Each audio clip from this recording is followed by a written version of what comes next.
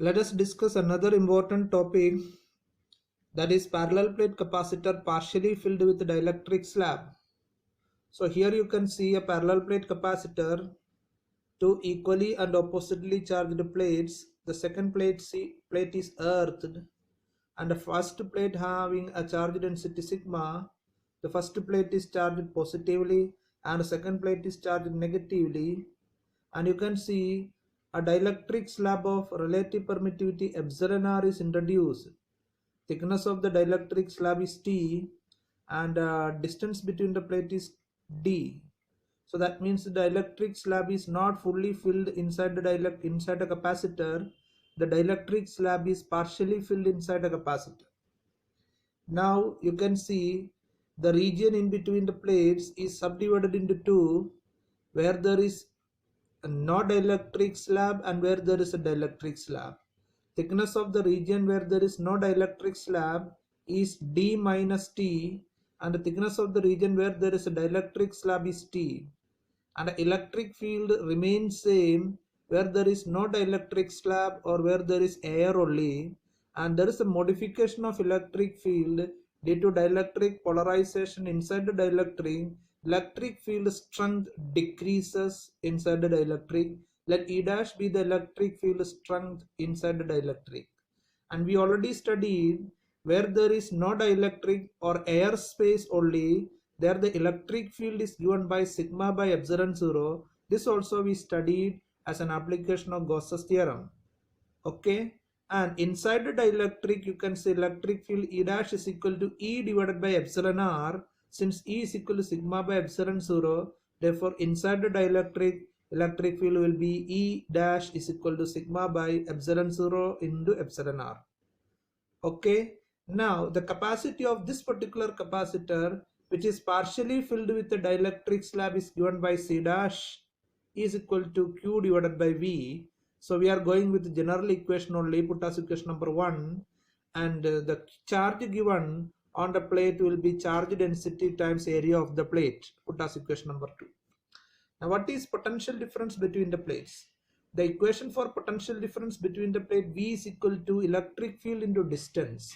But here the electric field, the distance between the plate is subdivided into two, where there is an electric field E and where there is an electric field E dash. The region in which electric field E exists, the distance of that region will be D minus T, and the distance of the region in which electric field E dash exists is T. So the potential difference between the plate V is equal to E into D minus T plus E dash into T, where D minus T is the region where electric field E exists and T is the region where electric field E dash exists. Now let us substitute E and E dash. What is E? Sigma by epsilon 0. What is E dash? Sigma by epsilon 0 times epsilon r. Therefore V is equal to sigma by epsilon 0 into D minus T plus sigma by epsilon 0 epsilon r times T. Now sigma by epsilon 0 is a common term, can be taken out of the bracket. Therefore what is inside the bracket? D minus T plus T by epsilon r. Okay, put as equation number 5. Now we are going to do substitution, equation number 2 and equation number 5 in one. You can see equation number 2 is charge in terms of charge density, and equation number 5 potential difference between the plate in terms of charge density. When I substitute equation number 2 and equation number 5 in equation number 1, C dash become, instead of charge, sigma A divided by, instead of potential, sigma by epsilon 0 into D minus T plus T by epsilon r. Okay, sigma cancels and epsilon 0, that is the denominator of the denominator, goes to numerator. So C dash can be written as C dash is equal to epsilon 0 A divided by D minus T plus T by epsilon r. This is the equation for capacity of the parallel plate capacitor partially filled with the dielectric slab, where T is the thickness of the dielectric slab, D is the distance between the plate, A is the area of the conductor, epsilon r is the relative permittivity of the dielectric slab. Now let us analyze this particular equation. Case number 1, when there is no dielectric, When there is no dielectric means T is equal to 0. If there is no dielectric, T is equal to 0, the entire space is filled with air only or free space only.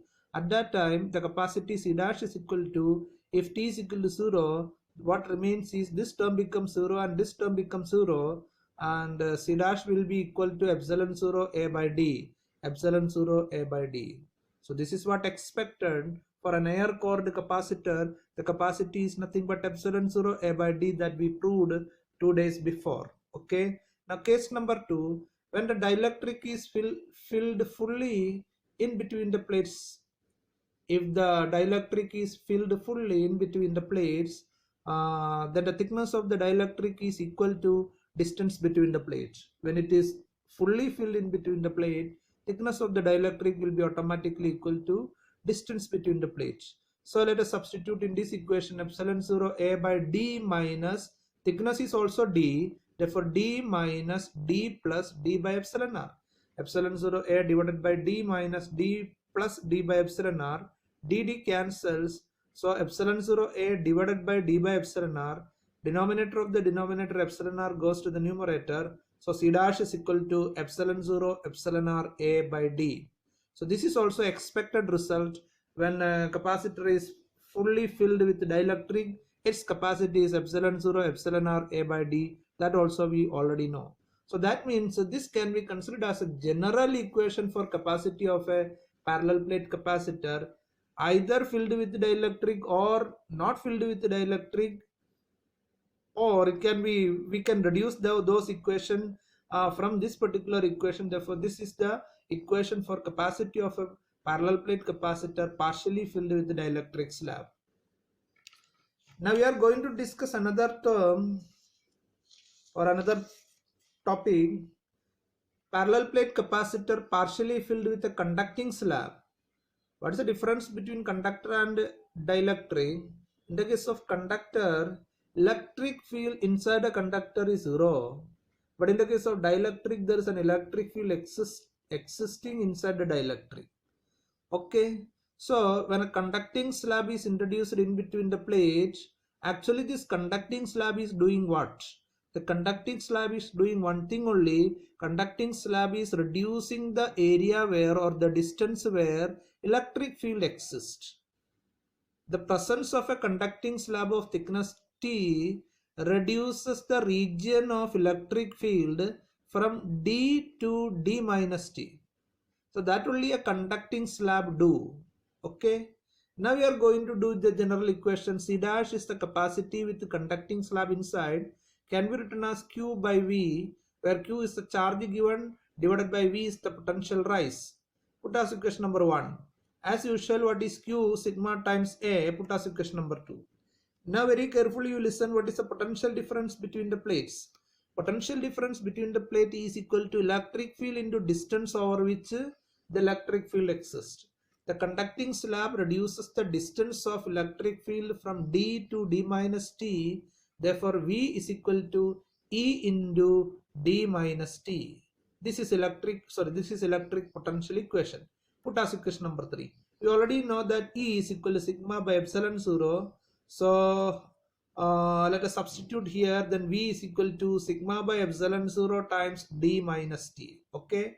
Or generally we can substitute equation number 2 and equation number 3 in one. Then C dash is equal to sigma A, that is a charge Q, divided by potential V is equal to E into D minus T. And you can substitute E here also, sigma by epsilon 0. Then C dash is equal to sigma A divided by sigma by epsilon 0 into D minus T. Okay. Now sigma cancels, epsilon 0 goes up. Then C dash is equal to epsilon 0 A by D minus T. So what happens when a conducting slab is introduced in between the plates? When a conducting slab is introduced in between the plate, you can see the denominator decreases.